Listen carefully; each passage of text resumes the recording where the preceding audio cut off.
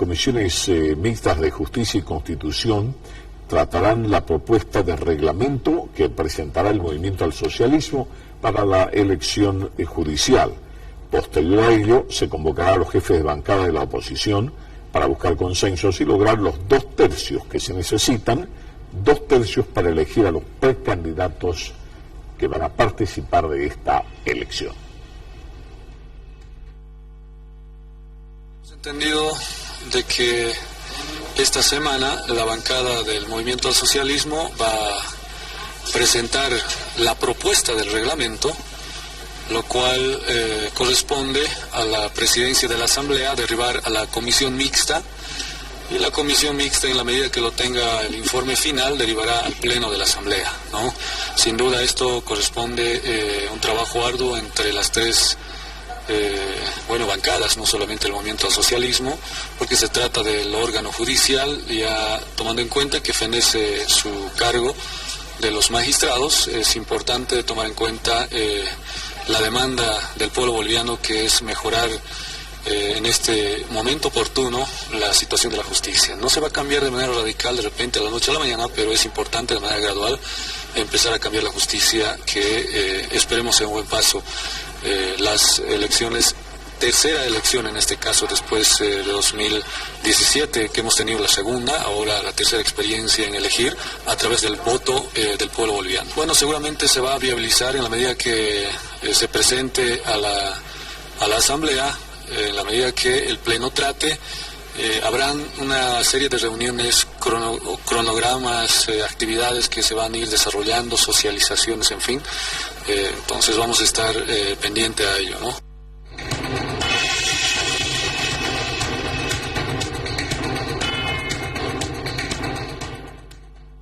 El diputado de Comunidad Ciudadana, Carlos Alarcón, informó que Carlos Mesa presentará un proyecto de ley de garantías para la elección judicial, para que los votos nulos y blancos tengan un peso decisivo y para que la calificación de méritos de postulantes no estén bajo el monopolio del legislativo.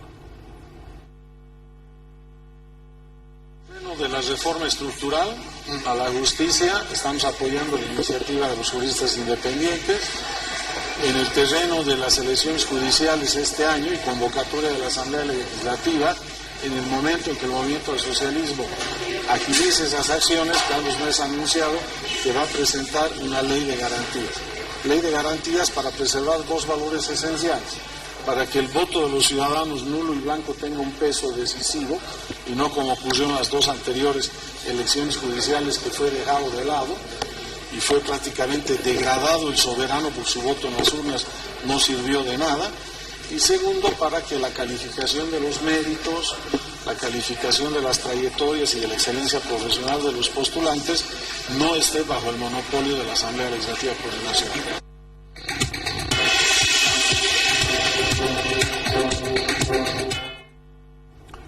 Por su parte, el jefe nacional de bancada del Movimiento al Socialismo, el diputado Andrés Flores, dijo que este jueves la bancada del MAS va a presentar un proyecto de reglamentación para guiar este proceso para la convocatoria de elecciones judiciales.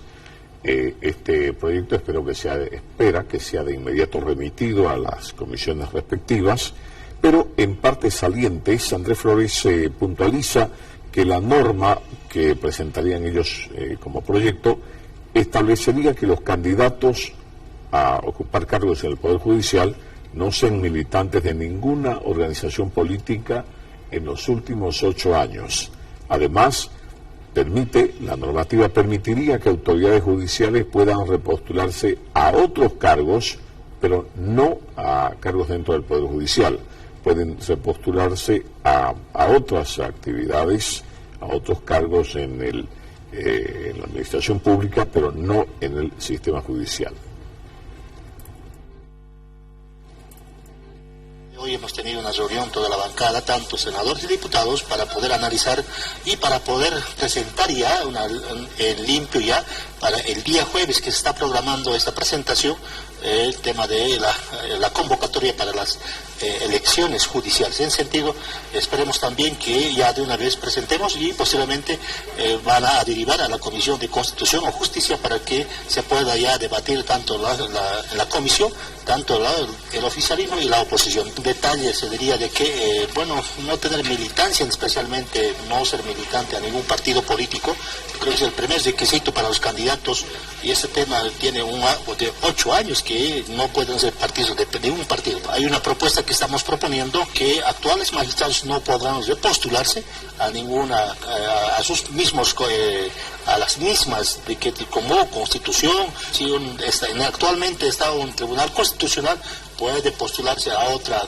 otro, no puede ser Tribunal Supremo, pero eso no se va a coartar, ¿no? Por lo tanto, yo creo que este tema esperemos que también la oposición presente pues se pueda coincidir y sacar pues una ley de reglamentación para la convocatoria. Nosotros convocamos a la oposición, no sean parte de esta elaboración en la comisión.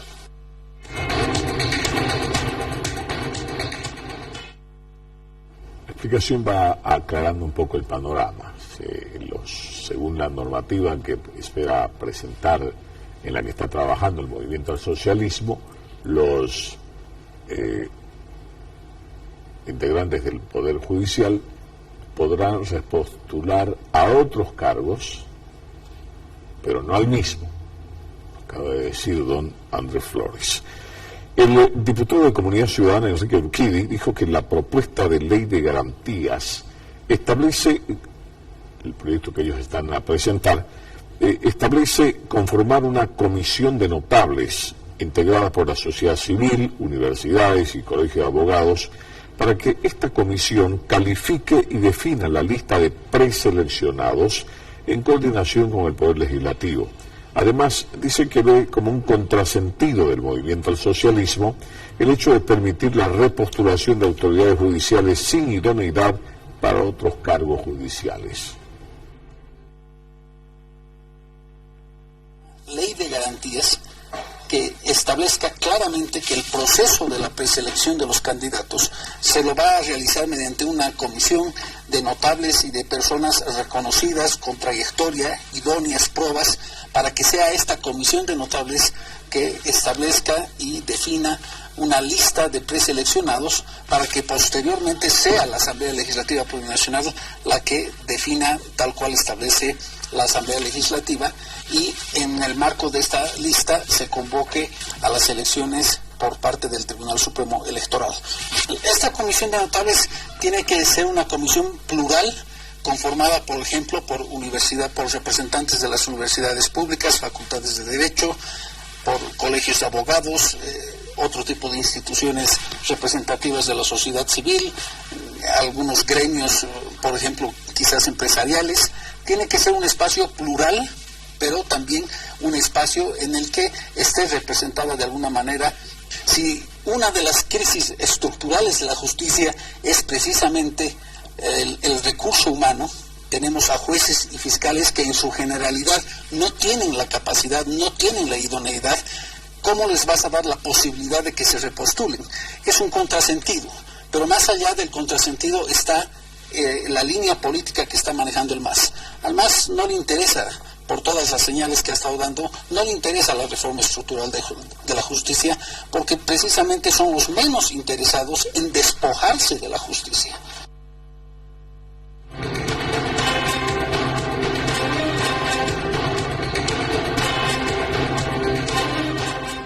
El presidente del Tribunal Supremo de Justicia de la Nación, Ricardo Torres, evitó hoy referirse a si tiene interés de repostularse o si se va a repostular para continuar ejerciendo en el Poder Judicial. Ricardo Torres, ante la consulta de los periodistas, Ricardo Torres se limitó a señalar que en este momento él está trabajando en lo que le compete, que es la resolución de causas, dijo.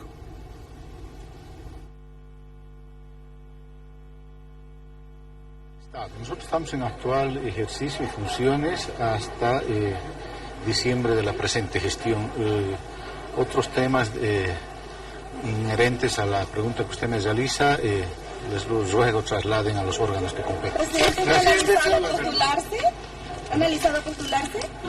En este momento estoy en ejercicio de funciones, estamos trabajando en lo que nos compete, que es la resolución de causas.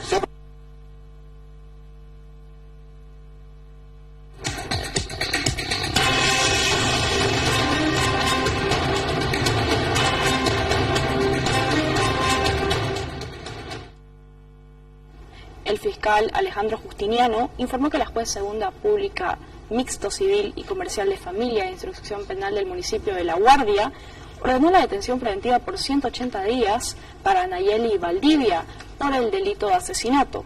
La detenida, tras una discusión, mató de una puñalada en el pecho a su pareja la madrugada de este lunes. Ambos estaban en estado de ebriedad, según el fiscal. También manifestó que en la audiencia cautelar la detenida hizo uso de su defensa material, donde manifestó que se defendió porque ella estaba siendo agredida.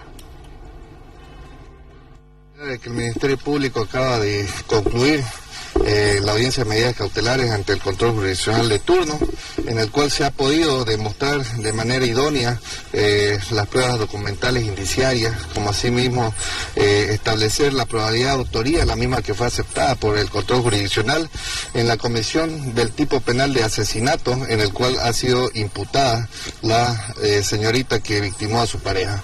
Asimismo, el Ministerio Público ha fundamentado lo que establece el artículo 233, numeral primero, segundo y tercero, donde se ha determinado la aplicación de una detención preventiva por 180 días a cumplirse en el Centro de Rehabilitación Santa Cruz Palmasola. Sí, ella ha generado, se le dio el uso de derecho a la defensa y ella ha manifestado de que supuestamente fue en defensa propia por unas supuestas agresiones. Pero el Ministerio Público ha recabado los suficientes elementos como acta de recolección de indicios materiales, se tiene el cuchillo con el cual se habría victimado a la víctima y habría cegado su vida. Sí, el Ministerio Público ha recabado como elementos indiciarios de parte del sistema JL1 la existencia de un hecho con anterioridad en la gestión 2021, el mismo que trata de delitos de sustancias controladas. Entre tanto, una mujer sufrió un robo en la zona de los Tres Pasos al Frente. En el barrio El Terrado, zona Noveno Anillo, una mujer sufrió el robo por sujetos en un vehículo de su cartera, donde le arrebataron la cartera donde traía un dinero que era para pagar los medicamentos de su madre, que tenía dengue y neumonía. Acabando de llegar del hospital, ya queriendo llegar a mi casa, aproximadamente a las 9 de la noche fue lo que sucedió, a 4 cuadras llegando ya a mi casa, pues que fui atracada por un vehículo color azul, donde iban dos tipos ahí, donde ellos, la manera que me atacaron fue que tenía mi cartera aquí en el cuello y la arrastraron hasta el suelo, hasta tumbarme, digamos. Donde ahí se llevaron mi celular, yo llevaba 550 bolivianos, que era para comprar más medicamentos porque mi madre estaba internada. Bueno, eso fue lo que sucedió y lo que recuerdo, la cosa que quedé prácticamente en el suelo y tuve estos problemas aquí en las rodillas donde sucedió todo eso. ¿Estaba en motocicleta, en vehículo? Estaba en una movilidad azul. ¿Uno de ellos se baja? No, directamente de la movilidad me atracan, donde yo justamente cabía, la velocidad de la movilidad que hubo. ¿Le dijeron algo? No, directamente huyeron ellos, que me dejaron tirada prácticamente allá al sur. ¿La arrastraron? Me arrastraron como 2 metros más o menos para poder llevarse la cartera. Sí, yo contaba con ese dinero para seguir comprando medicamentos para ella. Ella está internada en el Virgen Milagrosa, que es en el plan 3000, por consecuencias del dengue y 2 enfermedades que se juntaron justamente, dengue con neumonía.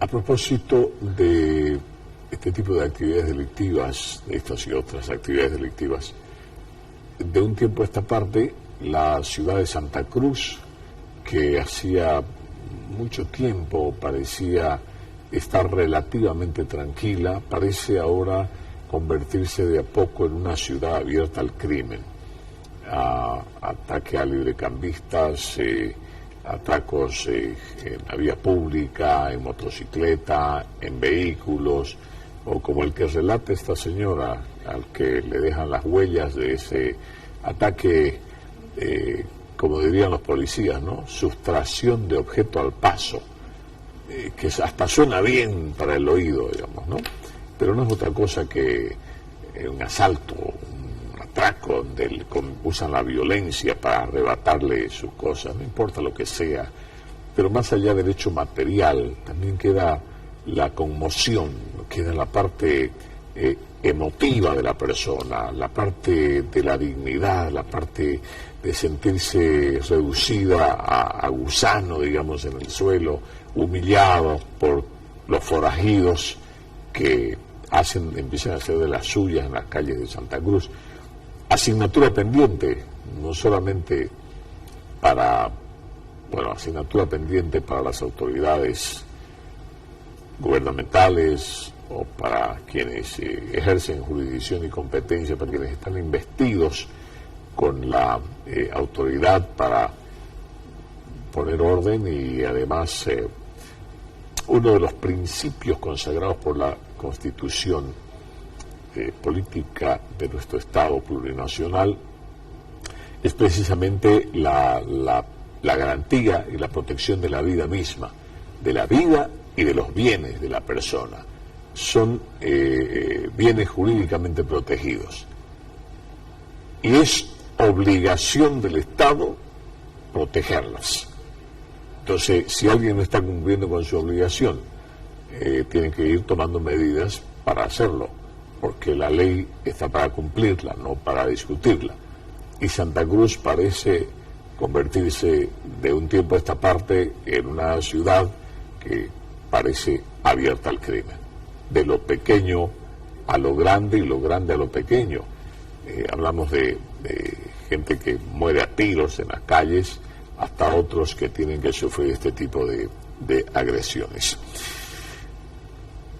Y a propósito de agresiones, vamos hasta La Paz, porque el Ministerio Público en La Paz ya inició las investigaciones de oficio por la muerte de este recluso del penal de San Pedro, un recluso identificado como Johnny Ruiz Pinto. Según el peritaje forense, el recluso había fallecido por una aguda hemorragia interna, y si es una hemorragia interna tiene que haber sido promovida o provocada por golpes. Aparentemente es el informe de la pericia forense. La Fiscalía tomará declaraciones para identificar a él o los autores de este crimen, y también se están haciendo requerimientos para ver las cámaras de seguridad, si existen en el penal. Este pasado lunes el director del régimen penitenciario de La Paz negó que haya sido una muerte violenta. Dijo que el preso antes de morir solo refirió que estaba mareado, pero el informe del perito forense dice que este hombre recibió golpes que le provocaron hemorragia interna que provocó su muerte. El día de ayer, en horas de la madrugada, se ha tenido un reporte por parte de alguna persona del penal de San Pedro, quien ha indicado de que habría una persona fallecida en la sección de sanidad. Por ese motivo, la policía se ha constituido al lugar. Por referencia, se tiene que esta persona habría ingresado el día domingo, en horas de la tarde aproximadamente, con algún malestar, según reportes con aliento alcohólico, para ser atendido en ese lugar, indicando que tenía algunas dolencias. Entonces, pero obviamente llega a fallecer en horas de la madrugada del día de ayer, 27 de febrero. Se hace el levantamiento legal del cadáver, se puede constatar en esta verificación que tenía algunas lesiones, fundamentalmente en la parte de la ceja derecha, que iban a ser confirmadas por el médico forense, así como también en la clavícula. Y una vez que se ha practicado la autopsia correspondiente, el médico forense ha determinado como causa de muerte shock hipovolémico por una hemorragia interna, ¿ya?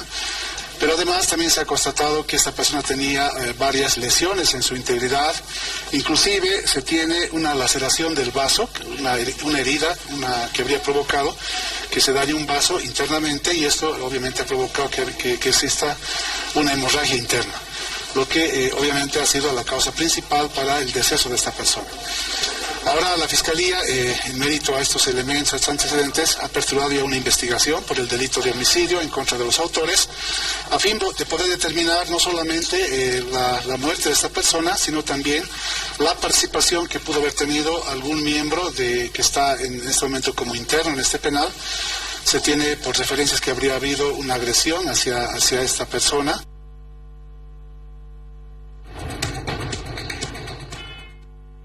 El subdirector de la FELSAC de La Paz informó que la juez Gladys Bacarreza, luego de prestar declaraciones por la desaparición de expedientes y no realizar 2 acciones de libertad, fue aprendida formalmente por el Ministerio Público y pasó la noche en celdas policiales a la espera de su imputación formal.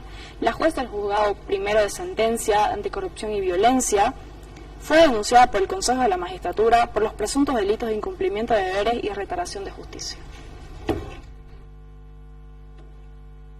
Bueno, existen algunos procesos que están implementados de probable responsabilidad penal en contra de esta ciudadana, y que en la pasada jornada, a instancias y promoción del ámbito disciplinario del órgano judicial, se ha propiciado una aprehensión en razón de la probable autoría del delito de incumplimiento de deberes y retardación de justicia. Por este motivo se ha tramitado y se ha desarrollado un procedimiento tal cual cualquier otro caso, y en esta circunstancia ya corresponde emitir una circunstancia de desenlace al Ministerio Público.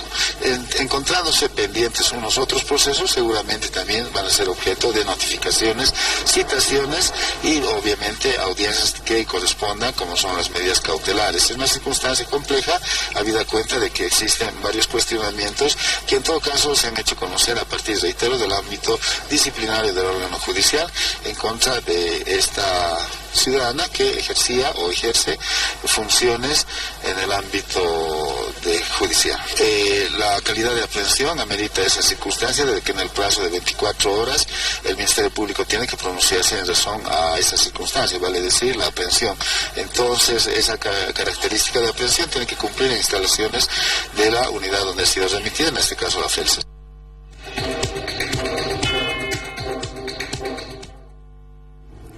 Vamos a La Paz. Lorena Borda es expareja del subprocurador Juan Caleb Clemor. Esta expareja le denunció al subprocurador, denunció por diferentes tipos de agresiones. Dijo que la Fiscalía de La Paz este 28 de febrero presentó una imputación formal contra el acusado, pero la víctima dice que es una imputación formal débil, porque le imputa de lesiones de violencia, solo por violencia familiar doméstica, pese a que ella había requerido porque también se le amplíe por acoso sexual. Pero además en la imputación solo están pidiendo, dice ella, presentación del imputado ante el propio juez o fiscalía y prohibición de acercarse a la víctima o a sus familiares. Lorena Borda lamenta y dice que no hay justicia para las mujeres víctimas de violencia. Sí, es evidente, pero es una imputación muy débil, toda vez que el fiscal siempre lo ha favorecido a mi agresor, que en este momento es el subprocurador, que cree que él va a controlar qué denuncias se investigan y qué denuncias no. Obviamente está siendo favorecido por su cargo y bueno, han sacado una imputación muy débil en la cual se evidencia que hay influencias, totalmente influencias a mi agresor. Pero ¿por qué han sacado la imputación? Porque yo he conseguido en la investigación los suficientes elementos de prueba. Estas pruebas que yo tengo son ya para juicio. Y no debería ser tan débil esta imputación. ahora, ¿por qué delito está imputado? Está imputado por el delito de violencia doméstica, pero yo le he recalcado día a día a través de memoriales al fiscal Roberto Roca que lo amplíe por el delito de acoso sexual y no le da la gana de ampliar, en total favorecimiento con mi agresor. Y esta imputación es como una disimulación de su falta de investigación, de su falta de diligencia y protección a las víctimas de violencia. No hay justicia para las mujeres que sufrimos violencia, porque como él detenta un cargo público, está siendo totalmente favorecido por los fiscales, porque Caleb Clemor hace tráfico de justicia. Caleb Clemor todos los días ha venido a la fiscalía a hablar con el fiscal, a presionarlo. Llama la atención, solamente están teniendo presencia ante el juez, ante la fiscalía. Eso es total favorecimiento. No sé cuánto habrá recibido el fiscal para sacar una imputación de esa clase.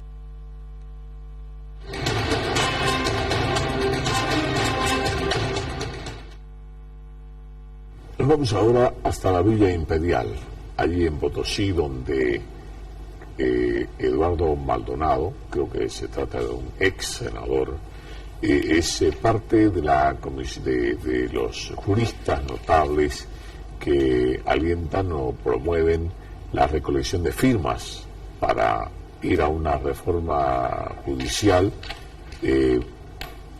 Por lo tanto, esta tarea sigue su curso. En Potosí, Eduardo Maldonado dice que la iniciativa marcha muy bien y que la respuesta de la población es tal que están solicitando una mayor cantidad de libros notariados para poder seguir recibiendo las firmas de adherentes a esta propuesta.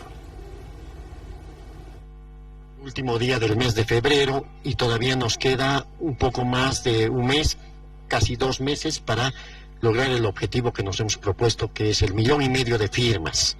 No nos vamos a cansar de decirle a la gente que venga con su cédula de identidad. Tenemos que lograr esta meta para llegar a un referendo que nos permita un cambio democrático de la Constitución y con esto quitarles la mamadera a los partidos políticos. Despoliticemos la justicia, recuperemos la meritocracia, que vuelva el mérito en la designación de jueces y juezas. Eso es lo que pretendemos. Se está viendo leyes cortas, se están viendo una serie de mecanismos para activar la elección judicial que viene esta gestión. Bueno, pues se ha desatado una furiosa campaña de desinformación y de hostilidad a esta campaña proveniente desde sectores del gobierno, del poder, a quienes no les interesa cambiar la justicia, pero también desde sectores de extrema derecha que están apostando por la violencia. Estamos en medio de fuego cruzado. Por eso es que le llamamos a la gente a no caer en las tentaciones de la violencia, del tensionamiento del país. Tenemos que ser capaces de tener la madurez política como sociedad de encontrar una salida democrática. Y esta es una salida democrática, en términos pacíficos, con la firma. Registrar los datos nos toma 1 minuto. No esperemos hasta el último momento. Le pedimos a la gente vencer el miedo, vencer la susceptibilidad, vencer incluso la flojera y acercarse a los puntos de recolección de firmas.